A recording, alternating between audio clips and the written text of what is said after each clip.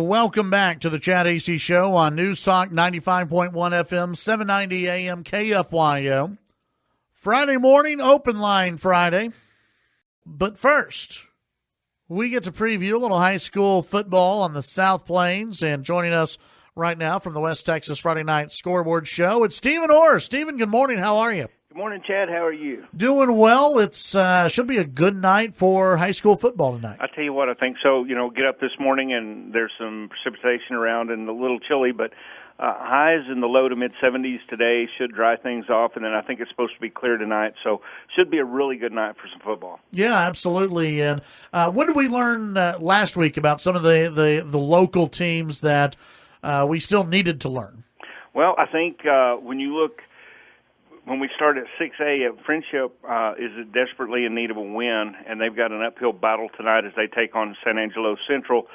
Friendship about to, if they can't get a win tonight, that will be a 3-game losing streak for them. They lost a 7-point game to Emerald and Tascosa last week, which Tascosa's 5-2 on the year, lost a 10-point game to Midland the week before that. Now, to be fair to them, they've played the hardest part of their schedule, and San Angelo tonight will be an undefeated team coming in, and the Bobcats are really good. But after tonight, you've got Friendship looking at playing Odessa and Midland Lee, and those two teams combined have a 2-11 record right now. So a win tonight could really help Friendship. They're 1-2 in district play, and they need to get a win, but they're not. Their playoffs hopes aren't dashed if they don't get one tonight. They've just got to win out after tonight. But man, they've got their hands full, and stepping up into 6A, that's been a bit of a challenge, I think, for Friendship, and they'll get there, but they've got a little more to do. Yeah. When we look there, I tell you what, let's drop down into the 5A District 4 there with Lubbock Cooper taking on Abilene Cooper, and the game that I called last week that I was really looking forward to seeing was Coronado going crosstown to take on Monterey. Monterey lost a 7-point ball game last week, so they are 5-1 on the year. Coronado had the easier challenge last week, taking on a 1-4 San Angelo Lakeview team, and they got a big win, 56-14 there. So we're going to get a better idea of who the best team in Lubbock is, and then Abilene Cooper coming a little bit pumped up because they got that win over the Plainsmen last week. Now they turn right around and play the Lubbock Cooper Pirates. And so what a challenge for Abilene Cooper is they'll have had Monterey, they get Lubbock Cooper this week, then next week Lubbock High, San Angelo Lakeview, and they'll finish up the season with Coronado. So Cooper really could make a statement tonight if they were able, or Abilene Cooper, either Cooper actually, could put themselves in really good position with a win, but Abilene Cooper looking to get what you might call a statement win in district tonight if they can manage to pull off the upset over Lubbock Cooper, and that game is being played in Lubbock as well. So two of the better games, I think, on our board this week, again, coming out of District 4 and 5A right there in Lubbock, and I think that's a really tough district. The Monterey game, can the Plainsmen slow down Coronado's offense? Can they establish the run game? Can they do the things they need to do? And I really think this is going to be about who can establish the best defense and who can kind of impose their will on the other team. But that's just going to be a great football game. And, I mean, it ought to be when you have two teams that are 1-6-0, 1-5-1, crosstown rivalry, that ought to be a great atmosphere and a really fun football game tonight. Yeah, absolutely. What else do we have on the schedule? Well, we drop down District 4 or District 1 in Class 4A Division 1. Kicks off play this week. That's one of those 4-team districts where Borger, Pampa, Levelland, and Lubbock Estacado are playing.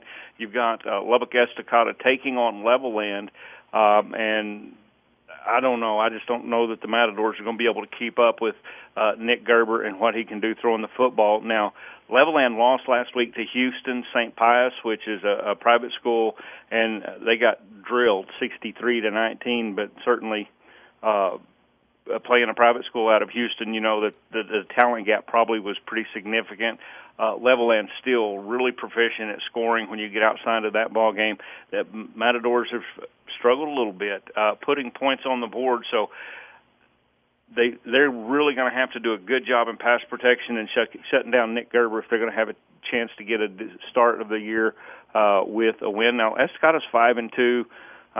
but they haven't played, I don't think, the level of talent that they're going to see on the field tonight. So I'd give the lean to Level in that one. When we drop down into Division II, you've got Muleshoe taking on Amarillo River Road and Shallow Water taking on Slayton.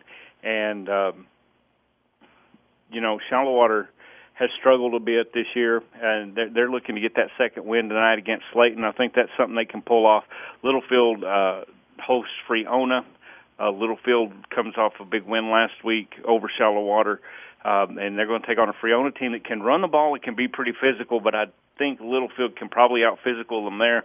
And Muleshoe taking on Amarillo River Road. River Road has not been that tough this year so far, and we'll see how that goes in the 3A District 1 this week. And then we drop down into the Division 2. You've got Idalou taking on Coahoma and Lubbock Roosevelt taking on Stanton. Idalou coming off a win last week. I think that Roosevelt has a good chance to win their ball game against Stanton, so both the Lubbock teams there could do pretty well also. When we go down into District 2 of 2A Division 1, you've got Abernathy taking on Olton tonight. New Deal takes on the Floydada team that's 2-4 and 0-1 in district. You've got Hale Center will be taking on Sundown, and Sundown lost last week to Abernathy.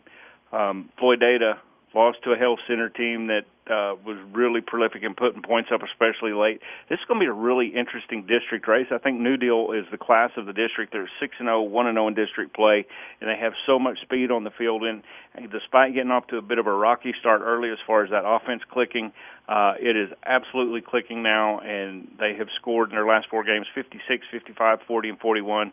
And so a Floydada team that needs to step up and find a way to play some defense and stop some scoring. They gave up 37 to Hale Center last week. They'd given up to 42 to Roosevelt the week before that. So I think New Deal probably has the lean there. Abernathy has gotten progressively better after a kind of a rocky start. They lost 2 of their first 3. They've gotten progressively better, and that Sundown game last week was really close. But both of those teams have shown improvement all through the season, so I think that's going to be pretty interesting. You drop down into Division 2 of Class 2A and District 2. You've got Clarendon tonight taking on Crosbyton. Crosbyton comes into that contest at 4-2 on the year after losing a couple of their first 2 ball games. They've now strung 4 wins together, and they've been pretty impressive. They've gotten some players back, and they're averaging about 45 points a game. But a Clarendon team that comes in at 6-0 on the year, they beat Lockney last week 51-6, and come out of before their open week they won 61-0. Clarendon has been playing really good defense. They've yet to give up more than 19 points, and they've recorded 3 shutouts so far. And so I think Crosbyton's sure going to have their hands full tonight when they take on Clarendon. Lockney is taking on Memphis, and Memphis is 1-0 in district. They're 5-1 overall. So the Lockney Longhorns also have a pretty stiff challenge for them tonight. Visiting with Stephen Orr, West Texas Friday Night Scoreboard Show. Stephen, what is the 1 game or 2 games that people just have to go and check out? Well, they're both in Lubbock, and they're both big schools this week. I'm telling you, I'm in love with that District 4 out of 5A, and I would go watch the Abilene-Cooper, Lubbock-Cooper game, or I'd go and watch Lubbock-Coronado take on Lubbock-Monterey. All right. Stephen, appreciate your time today. Hey, thank you very much, Chad. And, really after this week, it's interesting. This week, we're going to have a whole lot clearer picture about the playoff races and how things go and seeding.